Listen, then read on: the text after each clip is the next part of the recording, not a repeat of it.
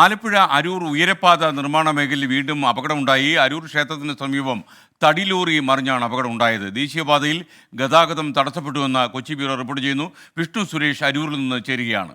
വിഷ്ണു, യഥാർത്ഥത്തിൽ വലിയ ട്രാഫിക് തടസ്സം അവിടെ ഉണ്ടായിരിക്കുന്നു എന്നാണ് വാർത്ത. കോടതിയുടെ അന്ത്യശാസനം ഉണ്ടായിട്ടും കാര്യങ്ങൾ ഇമ്പ്രൂവ് ചെയ്തില്ലേ?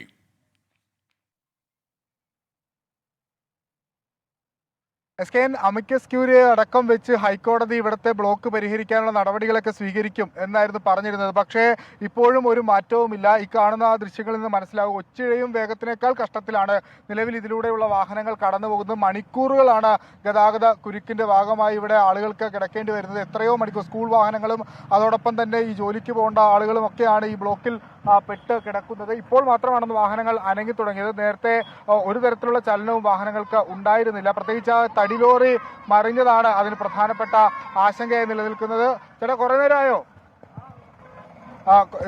മണിക്കൂറുകൾ കഴിഞ്ഞിരിക്കുന്നു. വിദ്യാർത്ഥികൾക്ക് സ്കൂളിൽ പോകണം, അതോടൊപ്പം തന്നെ ഈ ജോലിക്ക് പോകേണ്ട ആളുകളുണ്ട്. അത്തരം പ്രതിസന്ധികളൊക്കെ ഉണ്ട്. ഈ തടിലോറി അവിടെ നിന്ന് നീക്കം ചെയ്യാനുള്ള നടപടികളൊക്കെ ആരംഭിച്ചിട്ടുണ്ട്. ഈ അശാസ്ത്രീയമായൊരു നിർമ്മാണം എന്ന ആദ്യഘട്ടം മുതൽ തന്നെ ഈ പ്രദേശത്തുള്ള ആളുകളൊക്കെ പറയുന്നുണ്ട്. എന്താണ് ഇവരോട് ഈ ചേട്ടാ, വലിയ ബ്ലോക്കാണോ രാവിലെ തൊട്ട്? ഭയങ്കര ബ്ലോക്ക്. എത്ര നേരമായി ഇവിടെ കിടക്കാൻ തുടങ്ങിയിട്ടെന്നറിയോ? നിങ്ങൾ വരുന്നത്? ഞങ്ങൾ ചങ്ങനാശ്ശേരി കുറെ മണിക്കൂറുകളായി. പിന്നെ കുറെ ബ്ലോക്കായി. എത്ര 3 മണിക്കൂറായി ഞങ്ങൾ ഇവിടെ കിടക്കുന്നു. അവിടെ ഒരു വണ്ടി മറിഞ്ഞിട്ടുണ്ട്, അതാണെന്ന് ആണോ? വണ്ടി മറിഞ്ഞിട്ടുണ്ട് അവിടെ. അതാണ് 3 മണിക്കൂറിലധികമായി ആളുകൾ ഈ ബ്ലോക്കിൽ കിടക്കുകയാണ്. ചേട്ടാ, എവിടെ നിന്നാണ് വരുന്നത്? കുറെ നേരമായോ ബ്ലോക്ക്? ചേർത്തല 1.5 മണിക്കൂറായി.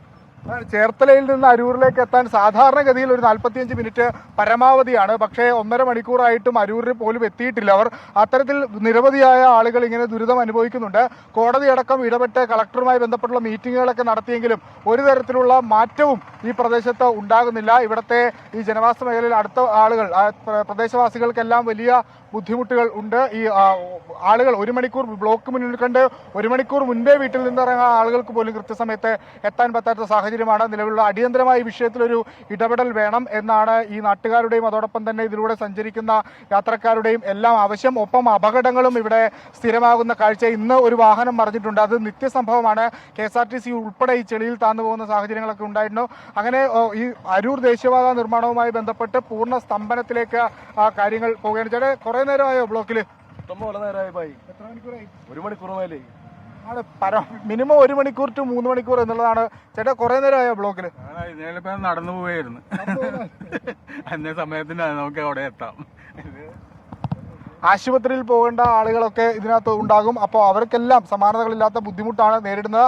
അധികൃതരുടെ ഭാഗത്തുനിന്ന് ഒരു കൃത്യമായ ഇടപെടൽ ഉണ്ടാകണമെന്നാണ് ആവശ്യം. SK.